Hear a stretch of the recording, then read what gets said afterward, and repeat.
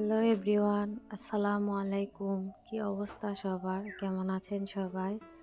আশা করি যে যেখানে আছেন সবাই মহান আল্লাহর রহমতে ভালো আছেন, সুস্থ আছেন, নিরাপদে আছেন।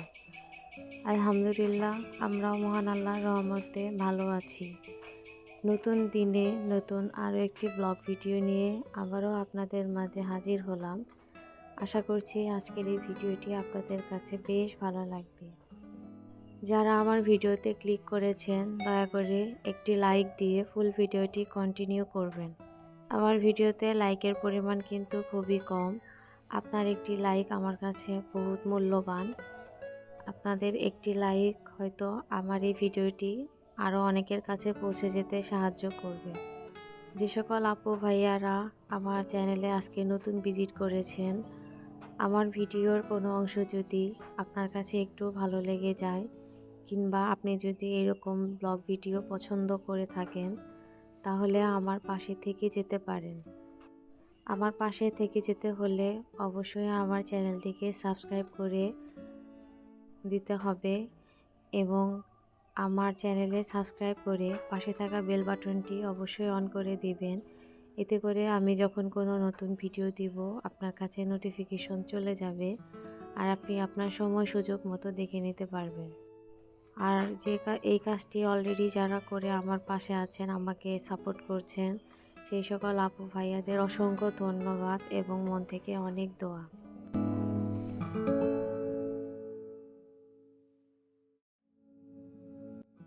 এইরকম রাস্তা দিয়ে এবং দুই পাশের এরকম পরিবেশ দিয়ে অনন্তকাল যদি হেঁটেও চলে যাই কিংবা কোনো গাড়িতেও যদি যাই, তাহলেও কিন্তু বিরক্ত লাগবে না এবং খারাপ লাগবে না। কারণ এরকম নিরিবিলি পরিবেশে, গ্রামীণ পরিবেশ এবং গাছগাছালি ঘেরা এরকম পাকা রাস্তায় কিন্তু যেতে ভীষণ ভালো লাগে। তো যাই হোক, আজ আমরা টাঙ্গাইল শহরে যাচ্ছি। তো এই রকম রাস্তা দিয়ে যেতে আমাদের কিন্তু অনেক বেশি ভালো লাগছে।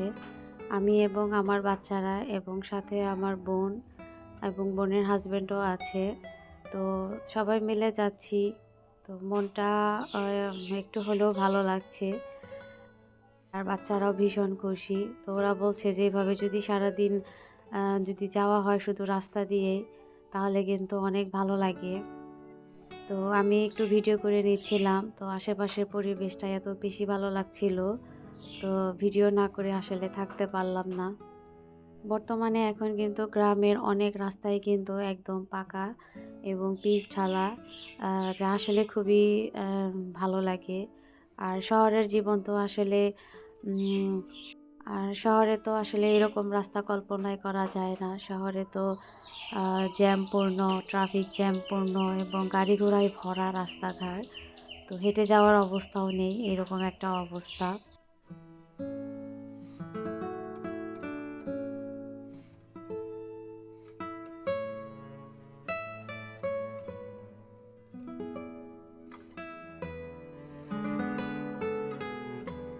তো বাসায় এসে আর কি ঘুরে ঘুরে সব কিছু দেখছিলাম আর মনটা ভীষণ খারাপ হচ্ছিল। কারণ এই বাসায় আমার মা থাকতেন। তো মার স্মৃতি পুরো বাসা ঘিরে হাহাকার করছে। তো আসলে কি বলবো, আমি যেখানেই যাই সেখানে আমার মায়ের স্মৃতিগুলো আমাকে খুব কষ্ট দিচ্ছে। তো আমার মায়ের ছাদ বাগান এর আগেও আপনাদের আমি দেখিয়েছি আমার অন্য ভিডিওতে। তো আমার মার ছাদ বাগানে কিন্তু মাশাআল্লাহ অনেক রকমের ফুল ফুটে আছে, অনেক রকমের গাছগাছালি, সেই সাথে অনেক শাকসবজি সব কিছুই আছে। পুরো বাড়ি ভর্তি আমার মায়ের হাতের জিনিস, আমার মায়ের হাতের ছোঁয়া। শুধু আমার মাটাই বাড়িতে নেই। তো মা বিহীন বাড়ি, খুব খারাপ লাগছে, খুব কষ্ট লাগছে। আমি তো বাসায় এসে ভীষণ কান্নাকাটি শুরু করে দিয়েছিলাম, কারণ মা হারিয়ে ফেলেছি আজকে 20 দিন হলো। তো কিভাবে দেখতে দেখতে 20 দিন হয়ে গেল। হয়তো এভাবে মাস যাবে, বছর যাবে, যুগ যাবে, মাকে ছাড়া এভাবেই থাকতে হবে। আর এই যে আমার মায়ের হাতে লাগানো কাঠগোলাপ দেখেন, মাশাআল্লাহ কি সুন্দর ফুটে আছে আর কি সুন্দর সুবাস। আমার মা যে ফুল কি পরিমাণ ভালোবাসতেন, আপনাদেরকে বলে বোঝাতে পারবো না।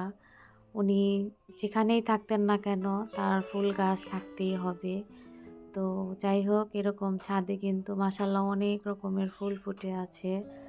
আর গাছগুলো একদম গোড়া শুকিয়ে গেছে। যেহেতু আপাতত এই বাসায় থাকা হচ্ছে না, তো এইজন্য আরকি প্রতিদিন পানিও দেওয়া সম্ভব হচ্ছে না।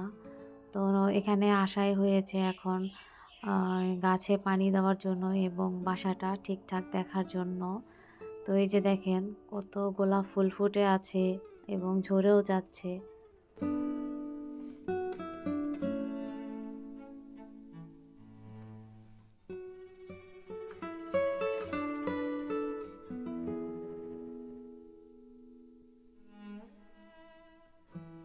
তো ছাদ বাগানের কিছু অংশ আপনাদের সাথে শেয়ার করছি। হয়তো একসময় এইরকম গাছগাছালিগুলো আর থাকবে না। অনেক কিছুই হয়তো আম পরিবর্তন হয়ে যাবে, হয়তো মারা যাবে। আর এই যে দেখেন আমার মার গাছে কি সুন্দর লাউ ধরে আছে মাচায়। হয়তো ছাদের এই গাছগাছালিগুলো অনেক গাছই হয়তো থাকবে না। কারণ গাছগুলো যেন কেমন হলুদ হয়ে গেছে। আর এই যে দেখেন একটা শসা ধরেছে। তো শসাটা কিন্তু এইমাত্র মানে ছোট, খুবই ছোট। তো হয়তো বড় হবে। আর গাছগুলো যেন কেমন হলুদ হয়ে গেছে। আসলে যে গাছগুলো লাগিয়েছিল তো উনি নেই, উনার গাছ থাকবে কি থাকবে না তাহলে আল্লাহ পাকই ভালো জানেন। কারণ গাছের যে যত্ন, আ গাছ কিভাবে বাড়বে, গাছ কিভাবে ভালো থাকবে এগুলো সবই কিন্তু আমার মা জানতেন, যত্ন নিতেন। তো উনি যেহেতু নাই, তো যত্ন করার কিন্তু লোকও আর নেই। আ তো যাই হোক, এই তো গাছের গোড়াগুলোতে পানি দেওয়া হচ্ছে। তো আমার ছোট বাচ্চা এখানে পানি দিচ্ছে। সে খুব বায়না করছিল যে তাকে যেন পানি দিতে দেওয়া হয়। তো বললাম যে, "ঠিক আছে, তুমি পানি দাও।" আর আমি একটু ভিডিও করে নিচ্ছি। তো সে ভালোভাবেই দিচ্ছে। আর শীতের দিনে দেখা যায় গাছের কিন্তু ডিহাইড্রেশন হয়ে যায়, পানি শূন্যতা হয়ে যায়। তো শীতে যেহেতু বৃষ্টি হয় না, তো এইজন্য প্রতিদিন পানি দিতে পারলে গাছগুলো আরকি একটু ভালো থাকতো। তো যেহেতু ৫-৬ দিন পর গাছে পানি দেওয়া হচ্ছে, তো এইজন্য গাছগুলো আ একটু হলুদ হয়ে গেছে।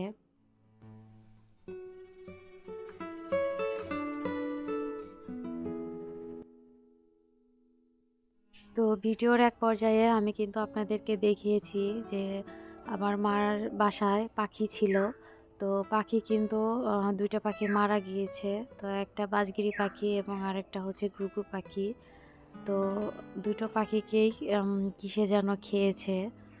আ তো দেখলাম যে আসলে বাকি পাখিগুলো আরো অনেক পাখি আছে। আর এগুলো হচ্ছে আ ডিম থেকে বাচ্চা হয়েছে। তো এই বাচ্চাগুলো একটু বড়ই হয়েছে। তো যেহেতু বিড়াল কিংবা কোনো কিছুতে হামলা দিয়েছে তার মানে এই পাখিগুলো থাকবে না। আ তো সেই পাখিগুলো আরকি সাথে করে নিয়ে যাবো। আর একটা সুন্দর ঘুঘু পাখি ছিল, সেটাকেও মেরে ফেলেছে। তো আমার মার বেশ কিছু মুরগিও আছে। তো মুরগিগুলো কিছু হয়নি। তো ওগুলোকে এখানেই আরকি রেখে যাবো। আর এখানে আজকে থাকা হবে না। হয়তো বাড়ির কাজ শেষ করে তারপরে আবার আমরা এখানে চলে আসবো। আর গাছগুলোতে কিন্তু খুব ভালোভাবে পানি দিয়ে নিচ্ছি যাতে আগামী ৩-৪ দিন আর গাছে পানি না দিলেও হয়। আর এই মিষ্টি কুমড়া গাছ মাশাআল্লাহ অনেক সুন্দর হয়েছে। তো সবগুলোই আরকি উপর দিকে উঠছে এবং সবগুলোই কিন্তু ফ্রেশ। তো দেখা যাক এগুলোর কি অবস্থায় থাকে পরবর্তীতে।